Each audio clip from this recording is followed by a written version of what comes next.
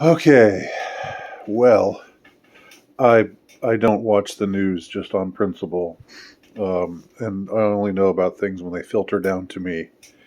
But I'm not going to make direct reference to the event, uh, which is supposed to have happened or alleged to have happened today in Texas. Um, I guess in South Texas, near San Antonio, at an elementary school. So I want to say what I'm going to say with,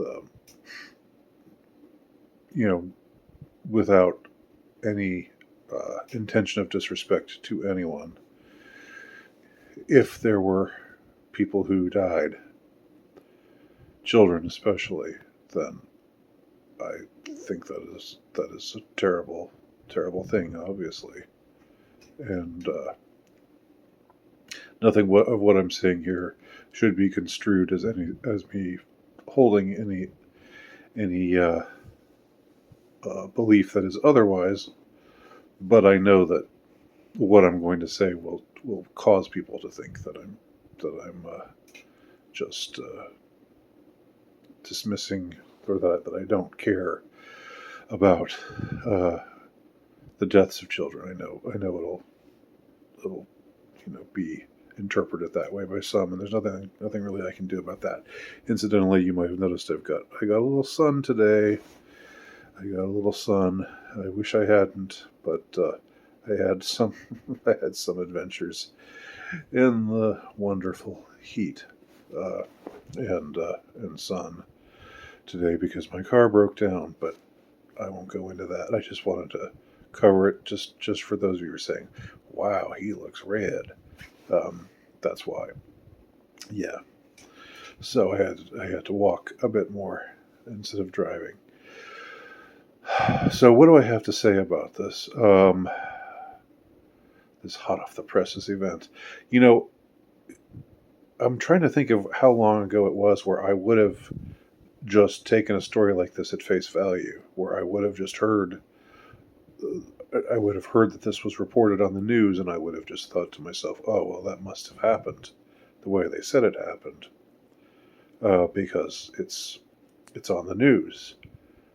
Uh, I actually think the demarcation point wasn't that long ago, shockingly, because I tend to think of myself as somebody who's, I would like to think of myself as somebody who questions everything, but I think that news just has this sort of authoritative, uh, like supposedly hard news.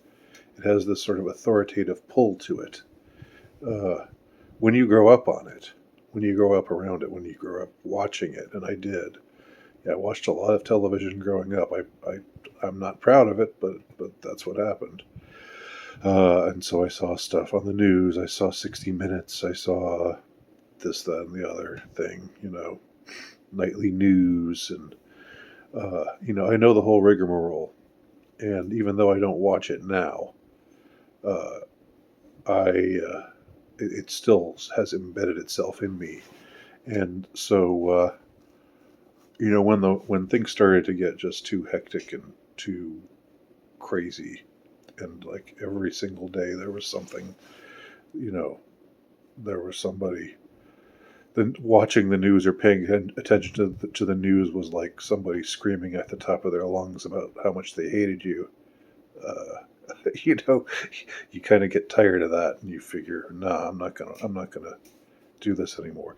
And yeah, it felt personal. I know it seems strange to put it that way, but there is a lot of vitriol out there, even in quote unquote hard news. So we're given to understand that this 18-year-old Hispanic uh, crossdresser uh, carried out this crime. Um, and this horrific crime, like this you know this out SH is SH as far as the number of alleged victims and the carnage and everything and so forth. Now, I strangely enough, well, not strangely, but fittingly enough, a few days ago I recorded my video about assassinations and mass shootings. That was the title of it, and I wondered how and why we transitioned from an era in which assassinations were maybe not common, but common enough that they happened with some frequency, and that was for the period of time between Kennedy and Reagan slash Pope John Paul II. That there were just any number of very high profile assassinations and assassination attempts of political figures, of famous people, and then that just tapered off, and more recently it's not been about assassinations, it's been about mass shootings, and this, if we take it at face value, I haven't even looked at it that closely, but I have seen pictures of the alleged gunman wearing a skirt. So that causes me to see him perhaps in a certain way. Now maybe, who knows? Maybe this guy is the victim of MK Ultra programming, and when you get programmed, when you get traumatized, sexual identity, gender identity, all those things go out the window, and that's why it's good evidence that we're being traumatized on a mass level right now, because those things have gone out the window for many people, and some people are legitimately homosexual, or their orientation is other, and it's not the result of trauma, I'm sure, but you take a person, you subject him to trauma, and he's going to be a mixed up, his sensibilities are going to be mixed up. So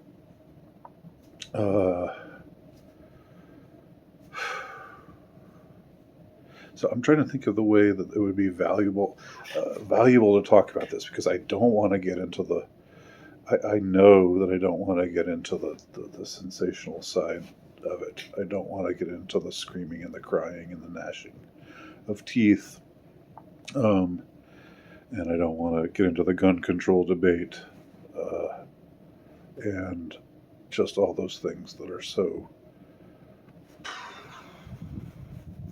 they're such blights, and such I don't know, it's just like grief porn is one of the most disgusting things there is, as far as I'm concerned, and I want no part of it. Again, if people really died, and if a lot of those people were actually children, then of course that's an awful thing, and I'm not excluding that possibly happened. I'm just saying it's not enough for it to be on the news for me to believe it anymore.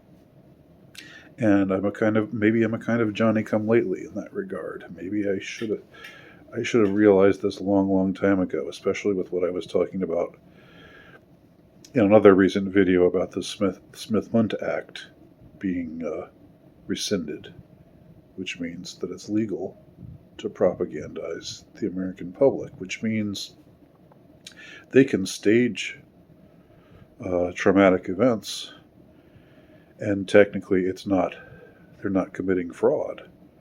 Technically, I believe, if I understand things correctly, and someone can correct me if I'm wrong, but I think technically, given that they are allowed to propagandize the American public, I don't think that they have an obligation, a legal obligation, to tell the truth. I think, what is propaganda?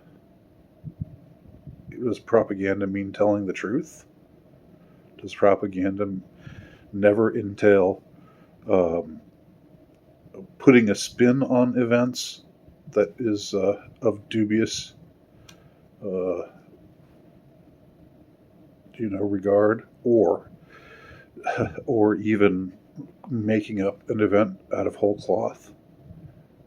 Um, it surely is. It surely has been just that. Gulf of Tonkin incident.